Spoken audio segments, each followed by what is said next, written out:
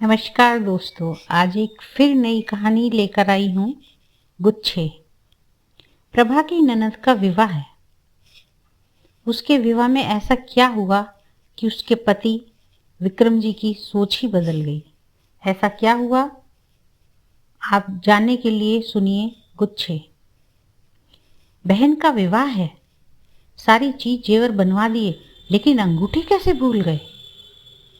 फिर से हिसाब लगाने लगे। लड़की के गले का सेट, उसकी सास के 5 जेवर, ये उसकी जेठानी के जेवर, हथफूल तगड़ी। फिर बड़बड़ाने लगे, अब कोई पहनता तो है नहीं, फिर भी विवाह में देने के लिए तो बनवाने ही पड़ते हैं। सुनो, उन्होंने अपनी पत्नी को आवाज दी। पत्नी आकर खड़ी हो गई। विक्रम जी बोले, मैंने दोबारा सारा हिसाब लगाया। लड़की के, उसकी सास और जेठानी को देने के जेवर सब तैयार हैं, बस लड़के की अंगूठी बननी रह गई। पता नहीं ये कैसे गड़बड़ हुई। परसों ही सामान लेकर जाना है, अब क्या करूं। बैठे कुछ सोचते रहे। फिर जैसे अचानक याद आया, बोले, प्रभा, तुमने जो अपने गहने तुड़वाकर मेरे लिए अंगूठी बनवाई थी, मैं तो पहनता नहीं, उसे ही दे दो। इतनी जल्दी अब अंगूठी बनेगी भी नहीं। प्रभा थोड़े गुस्से से बोली, वो अंगूठी कैसे दे दूं? वो तो मैंने अपनी बेटी के लिए रख दी है। हमारे पास पूंजी ही क्या है। मैंने अपने जेवर तुड़वाकर वो अंगूठी बनवाई थी। हम भी तो अपने दामाद को कुछ देंगे कि नहीं। विक्रम जी बोले, तुम भी कमाल करती हो। अभी हमारी बेटी बहुत छोटी है, उसके समय में और बन जाएगी। अभी तो पूनम के विवाह का सवाल है। लाओ, निकाल कर दे दो। प्रभा ने एक बार और विक्रम जी को समझाने की नाकाम कोशिश की। बोली, आप समझ नहीं रहे हैं। पूनम का विवाह तो संयुक्त परिवार में मिलजुल कर हो जाएगा, लेकिन जब हमारी बेटी का विवाह होगा उस समय हमारी कौन मदद करेगा। तुम उसकी चिंता मत करो, उस समय जो उसकी किस्मत में होगा हो जाएगा। फिलहाल अभी तुम वो अंगूठी निकाल कर दे दो। वो भी तो बहन है, कोई गैर नहीं। प्रभा ने बेमन से वो अंगूठी निकाल कर दे दी। विक्रम जी घर के बड़े जो हैं, सभी भाई बहनों में सबसे बड़े हैं। घर को और सबको साथ रखना, परिवार को मिलजुल कर चलाना, बहन के लिए लड़का देखना, सही उम्र में उसका विवाह करना अपनी जिम्मेदारी समझते हैं। उनका अपना व्यापार या यूं कहे गुजारे के लिए छोटी दुकान है। दोनों छोटे भाई नौकरी करते हैं, लेकिन परिवार के प्रति जिम्मेदारी विक्रम जी ही समझते हैं। पत्नी को गुस्सा भी आया, क्योंकि व्यापार में कमी तो जो आई है, कारण अपनी बहन के विवाह की जिम्मेदारियों में जो व्यस्त रहे। प्रभा ने समझाने का प्रयत्न भी किया कि उन लोगों की भी तो बंधी तनख्वाह आती है, वे भी छुट्टी में काम के लिए मदद कर सकते हैं। क्या उनकी बहन नहीं है? तुम्हारी दुकान का भी तो नुकसान हो रहा है। मैंने कहा भी तो मना कर दिया, नए नए बहाने बता रहे थे। प्रभा ने गुस्से में कहा। विक्रम जी ने प्रभा को शांत रखने व समझाने के उद्देश्य से कहा, घर परिवार में ऐसी बातें नहीं सोचते। कोई कुछ करता है, कोई कुछ। परिवार में अपने ही बारे में सोचो, ऐसा नहीं चलता है।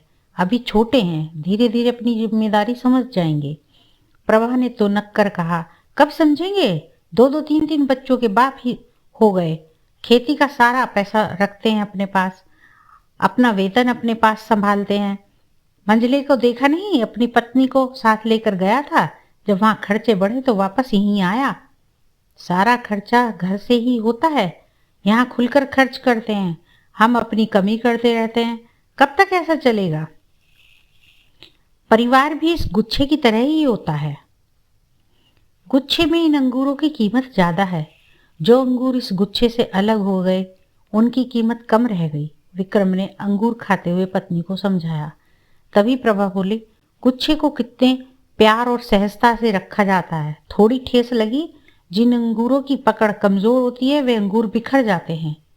इसी तरह कमजोर रिश्ते भी थोड़ी सख्ताई से बिखरते नजर आएंगे। कब तक सहेजते रहेंगे?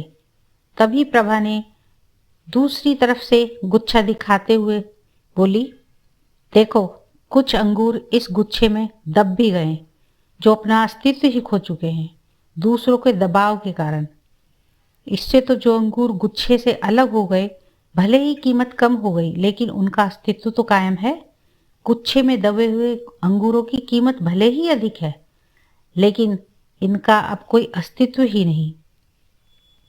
अब ये दबे कुचले अंगूर किसी काम के नहीं, ना ही खाए जाएंगे, ये सिर्फ कूड़ेदान में ही डाले जाएंगे। बात तो सही कही, लेकिन परिवार तो परिवार है। विक्रम जी बोले, परिवार में मिलजुल कर ही प्यार से अपनेपन से काम चलता है। बहन के विवाह की बात है, मन का सैला मत करो, खुशी खुशी विवाह करो, उसमें शामिल हूं। बहन के विवाह के बाद विक्रम अपने काम में लग गए।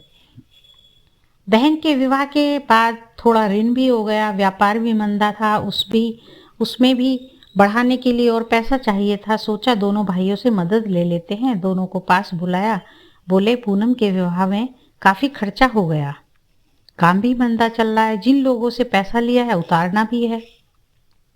मैंने सोचा आधा मैं उतार दूंगा, आधा तुम लोग मिलकर उतार देना। पहले तो दोनों चुपचाप सारी बातें सुनते रहे। ऋण उतारने की बात पर दोनों ने के तेवर बदल गए। बोले, हम नहीं उतार सकते? क्या हमने कहा था इतना खर्चा करने के लिए कि ऋण लेना पड़े? विक्रम ने समझाते हुए कहा, बहन तो तुम्हारी भी है, हमें मिलजुल कर करना था उसका विवाह, तो क्या कर्ज चढ़ाकर विवाह करने की क्या आवश्यकता थी? 2 साल बाद कर देते, कहीं भागे थोड़ी ही जा रही थी, छोटे ने जवाब दिया। मंझले ने भी समर्थन किया। उनके इस जवाब से उन्हें बहुत ही दुख हुआ। उन्हें अपनी पत्नी के कहे शब्द ध्यान आ रहे थे। कमजोर रिश्तों की तरह कुछ गुच्छे से अलग हुए अंगूर नजर आ रहे थे और अपने को वही दबा कुचला अंगूर महसूस कर रहे थे, जो उस गुच्छे को सहेजने के कारण धीरे धीरे अपना अस्तित्व खोता जा रहा था।